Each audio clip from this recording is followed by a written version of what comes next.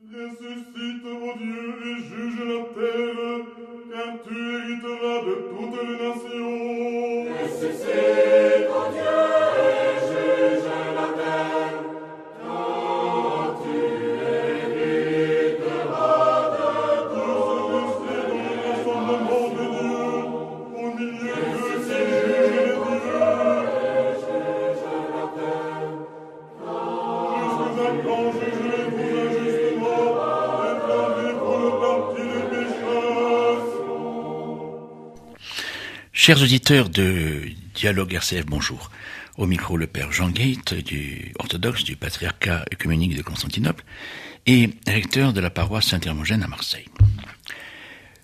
Nous sommes toujours dans le temps pascal, et de même que nous avons eu l'occasion de dire que le calendrier liturgique orthodoxe prévoyait des thèmes pendant tout le carême, de même il y a des thèmes fixes pendant tout le temps pascal, post-pascal et jusqu'à la Pentecôte.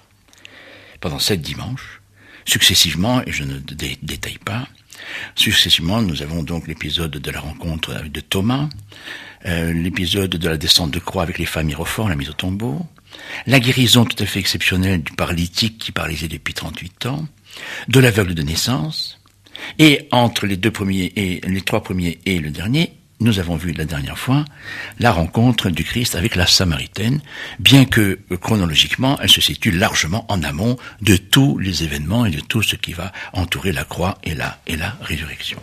Et pourquoi ? Nous l'avons expliqué parce que nous lisons dans cette rencontre autour du puits de Jacob et de l'eau l'annonce en réalité de l'eau vive que va donner le Christ et qui est donc le Saint-Esprit. Et donc nous arrivons maintenant aux deux fêtes fondamentales, les deux événements qui sont vraiment des événements, j'avais envie de dire très concrets, qui sont l'Ascension, nécessairement au 40e jour, après la résurrection, et la Pentecôte, Penta, 50e jour, après la résurrection. Les deux événements sont indissociables, car, et ça fait partie du mystère en quelque sorte de la rédemption, il fallait que le Christ soit envoyé par le Père dans le monde pour qu'il glorifie le Père, pour que le Père le glorifie, en réalité pour qu'il vienne expier la chute de l'humanité à travers la croix et la résurrection, mais ensuite ce n'était pas pour s'arrêter là, mais pour pouvoir ensuite donc très précisément rendre au monde le Saint-Esprit, le Saint-Souffle.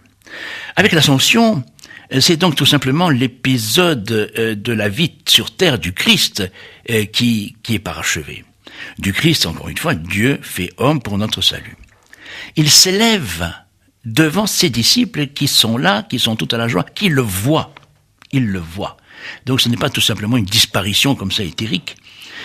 Il le voit et il s'élève, et le Christ en gloire s'élève évidemment avec la marque des clous sur les mains et le côté percé.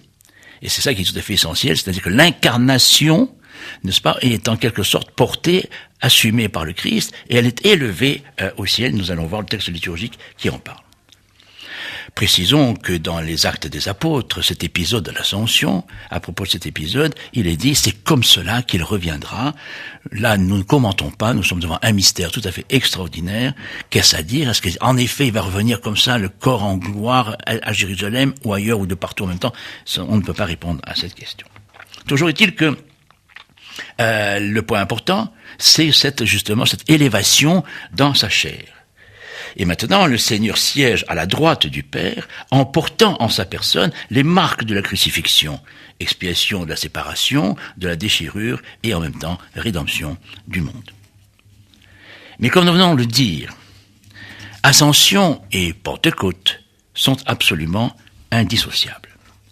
Ainsi, nous chantons « Très doux Jésus qui n'était pas séparé du Saint Éternel et vivait comme un homme avec ceux qui sont sur la terre, aujourd'hui, de la montagne des Oliviers, tu es remonté dans la gloire, relevant dans ta compassion notre nature déchue. Relevant dans ta compassion notre nature déchue. Et c'est donc en ayant revêtu notre nature déchue, en ayant pris sur lui notre nature déchue, qu'il s'élève.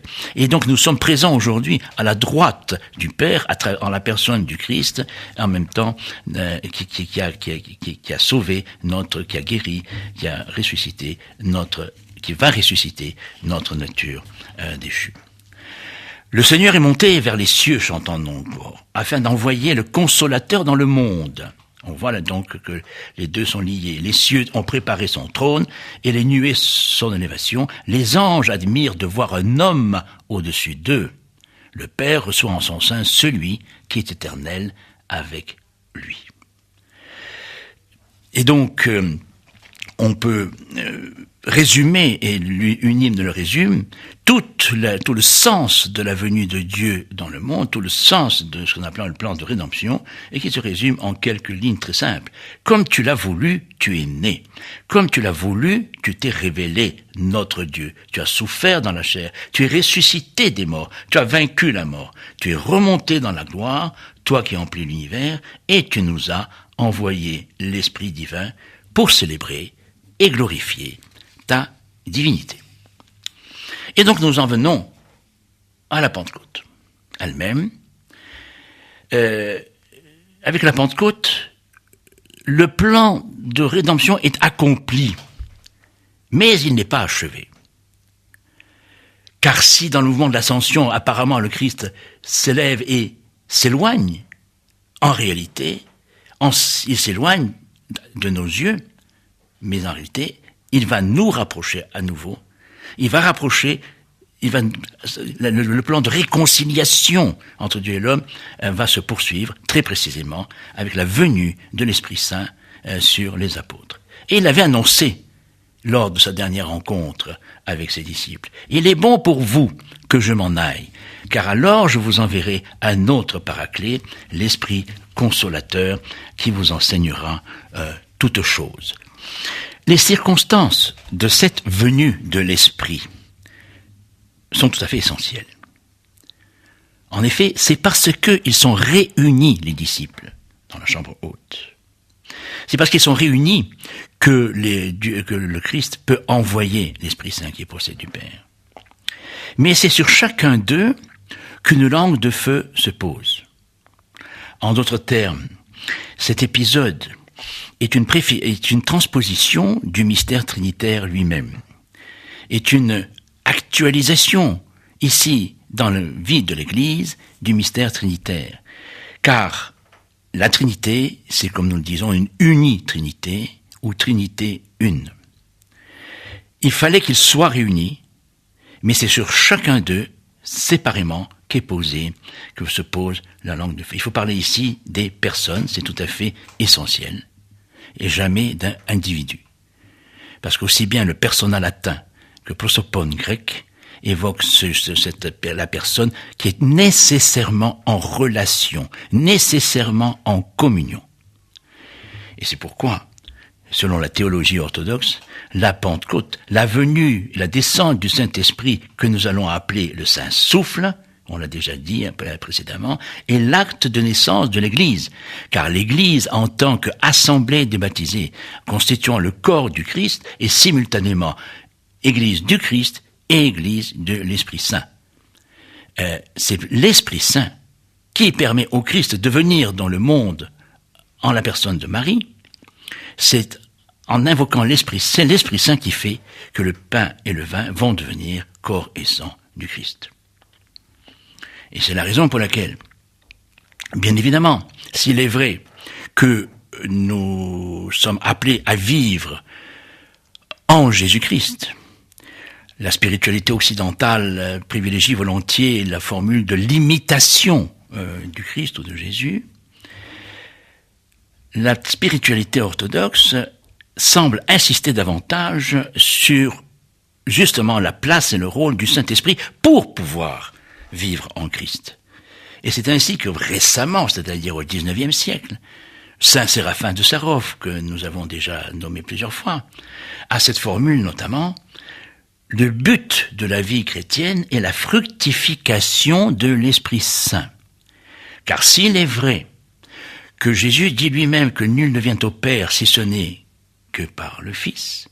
La tradition spirituelle ajoute, nul ne vient au Fils si ce n'est par l'Esprit Saint.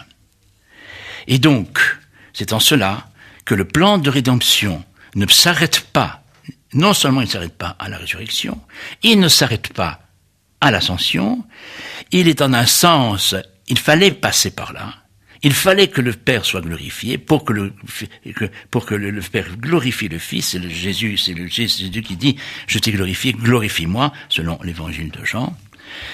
Et maintenant, ayant été glorifié, et étant aujourd'hui à la droite du Père, en ayant revêtu notre nature humaine déchue, qu'il rend au monde cet esprit, ce souffle dont l'humanité s'était coupée. Je me permets de revenir fortement sur le sens du mot souffle. On l'a évoqué dans d'autres épisodes. Aussi bien le spiritus latin que le pneuma grec, c'est un souffle. Et qu'aujourd'hui, il faudrait pouvoir dire Père et Fils et Saint souffle. Peut-être que nous aurions une autre perception, une autre approche en général de l'ensemble justement du mystère trinitaire et de Dieu et de l'action. Comment Dieu peut-il agir? Car le Christ, oui, le Christ agit évidemment, il est tout puissant, il est le maître de la vie, mais il agit dans le monde notamment par ce saint souffle. Nous allons développer lors de la prochaine séance justement tout ce que représente en définitive, concrètement, pour notre vie et en particulier notre vie dans l'Église, la place du saint souffle qui est venu sur les disciples le jour de la Pentecôte. Bonne fin de journée, bonne fin de semaine. À la semaine prochaine.